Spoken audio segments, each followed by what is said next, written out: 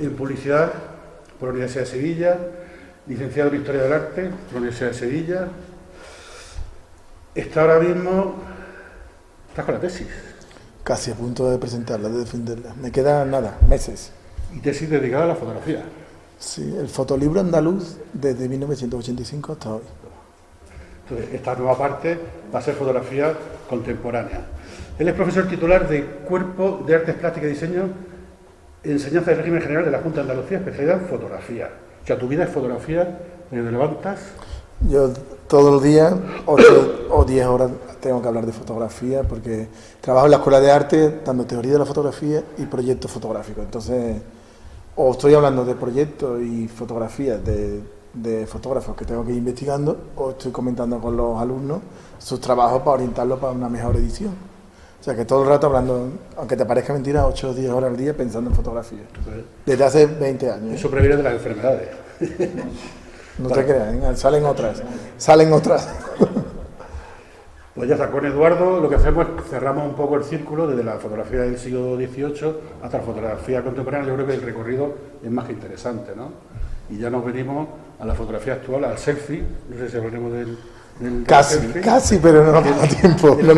Sería la fotografía destructiva del siglo XXI, ¿no? Pero bueno, es fotografía al fin y al cabo, ¿no? Pues cuando quieras. Muy bien. ¿Te apagamos la luz? Sí, por favor.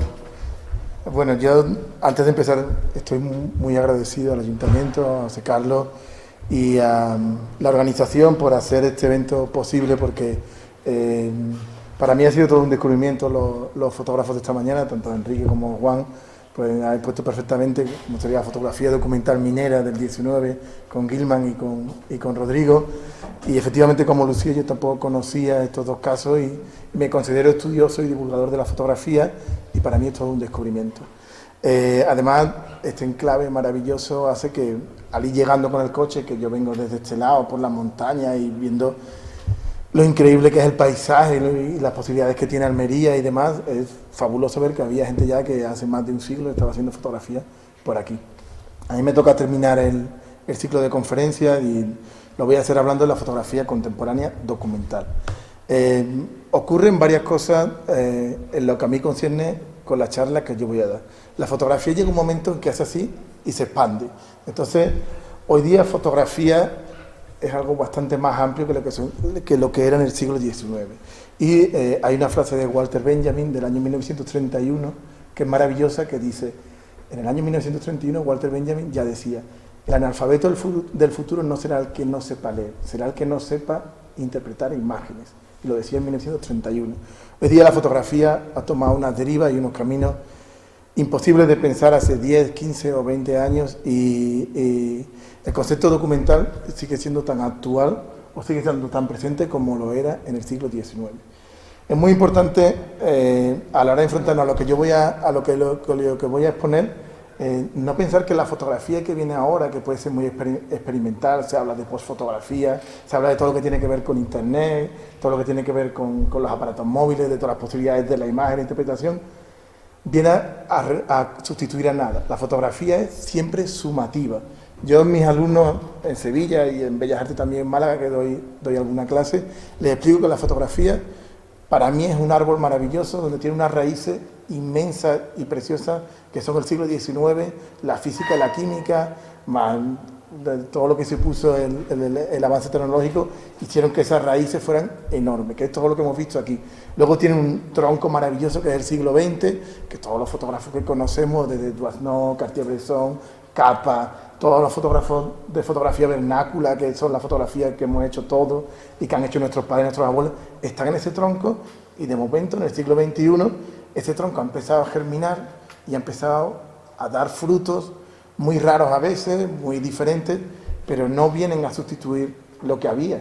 Y hoy hay, y lo vais a ver, muchísimos fotógrafos que siguen trabajando con cámaras de placas de 4x5 pulgadas o de 10x20 pulgadas y no pasa nada. Son exactamente igual que cuando venía aquí Gustavo Gilman a hacer la foto con su cámara de placa o Rodrigo.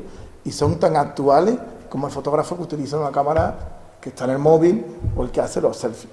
Con lo que yo voy a intentar hablar del concepto documental en un sentido muy amplio, Traía muchos ejemplos, mientras que estaba hablando Lucía he quitado algunos porque creo que no quiero hacerme demasiado extenso para no aburrir, y entre mitad de cada 3-4 ejemplos pues voy a meter algún ejemplo de fotografía documental minera, porque quiero terminar con un fotógrafo que yo creo que es lo que haría Gustavo Gilling hoy si hiciera fotografía, y lo hace con una cámara del siglo XIX.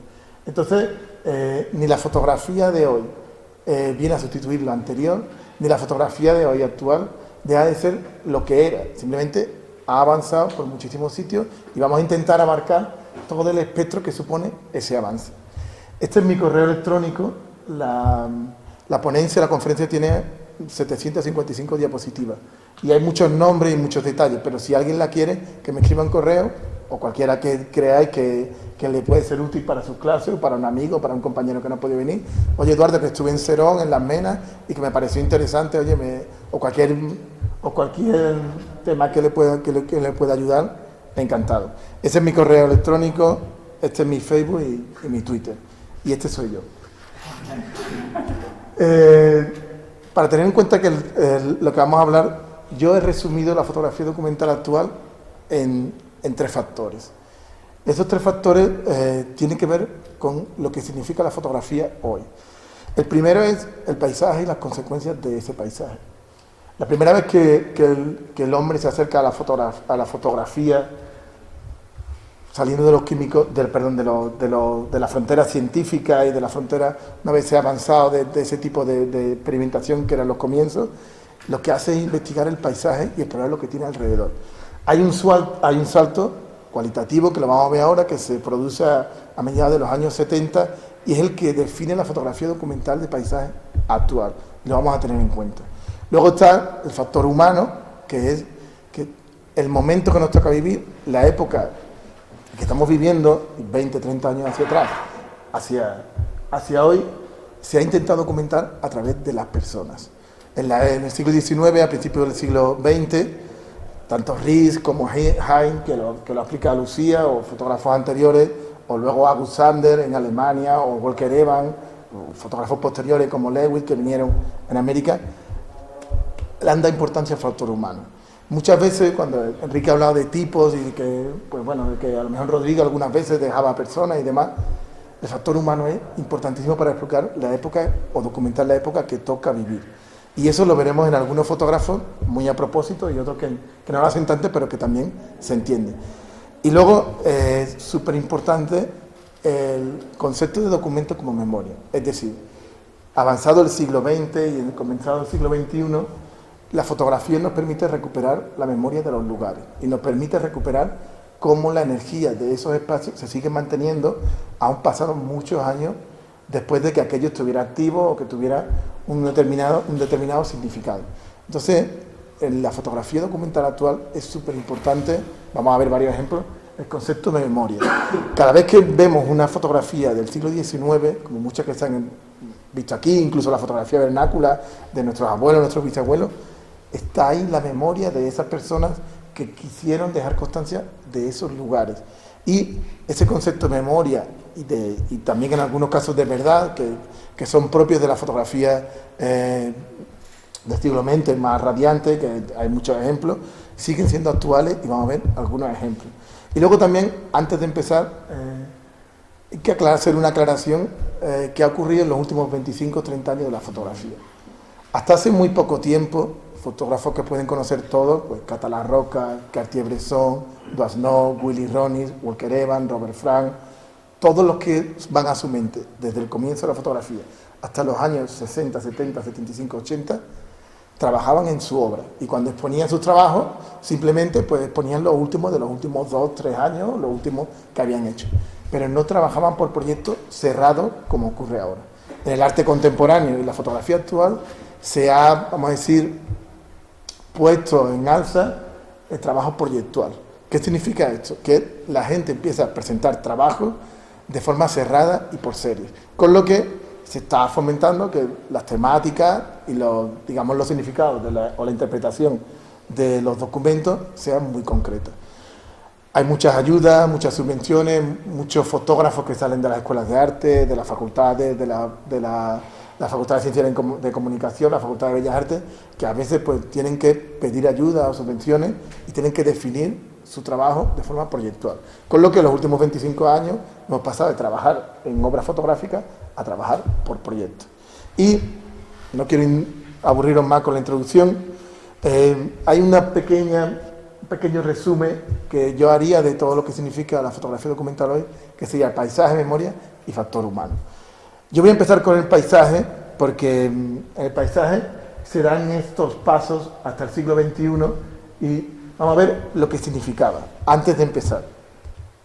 Los inicios de la fotografía de paisaje, como bien hemos visto aquí, en el siglo XIX, eran un carromato donde se llevaba el collodion, todos los exploradores, desde Fenton hasta Gardner o todos los que estuvieron en diferentes lugares, llevaban un carromato, exploraban el mundo, intentaban dar a conocer lugares que existían pero que la gente no tenía acceso a ellos. Hubo un fotógrafo en el siglo XX que fue Ansel Adams, que se reivindicó, o todo el mundo considera que es el fotógrafo de referencia. Ansel Adams documentó durante toda su vida el parque de Yosemite. El parque de Yosemite está en Estados Unidos y es un paisaje fabuloso que él intentó reproducir una y otra vez, incluso llegó a inventar el sistema de zonas, y lo hizo a la perfección, sacando lo mejor de cada negativo de placas que utilizaba subiéndose a su furgoneta. Esto era documentar el paisaje que tenía alrededor. Pero con el trabajo de Ansel Adams, que pertenece a una época muy concreta de la primera parte del siglo XX, tengo que comentarlo para que saltemos a finales del siglo XX y siglo XXI para que se entienda. Ocurre algo. Fijaros esta foto de Ansel Adams. Mirad esta hora. Mirad, esto es de 1949 y esto es de 1865. Es un cuadro de Thomas Hill, que es la vista del Valle de Yosemite, y es exactamente igual que es lo que hacía Ansel Adams. ¿Qué ocurría con Ansel Adams? Estos son cuadros de Thomas Hill y de Sharp, que eran pintores tardorrománticos que habían llegado a Estados Unidos, pues ese paisaje inmenso, sobre todo del oeste, que se estaba redescubriendo, pues intentaban ponerlo en su pintura, y esa idea neorromántica que llega tarde a Estados Unidos y que se va alargando hasta finales del siglo XIX, pues llega incluso a la fotografía de Ansel Adams, que son estas a color, y él está documentando lo que veía, lo que tenía frente al Parque Yosemite, pero con estas acuarelas y estas pinturas en su cabeza, porque quería dignificar el lenguaje de la fotografía para convertirlo en arte, y la única manera que tenía era documentarlo de tal forma que se pareciera a una pintura. Hoy día esto está más que superado y la fotografía desde los años 60 o 70 tiene su propio lenguaje artístico, pero hasta esta época, hasta los años 60, 70, el concepto de fotografía documental en torno al paisaje tenía que ver con intentar imitar la pintura para dignificar a través de este preciosismo, este alarde técnico, lo que significaba el paisaje.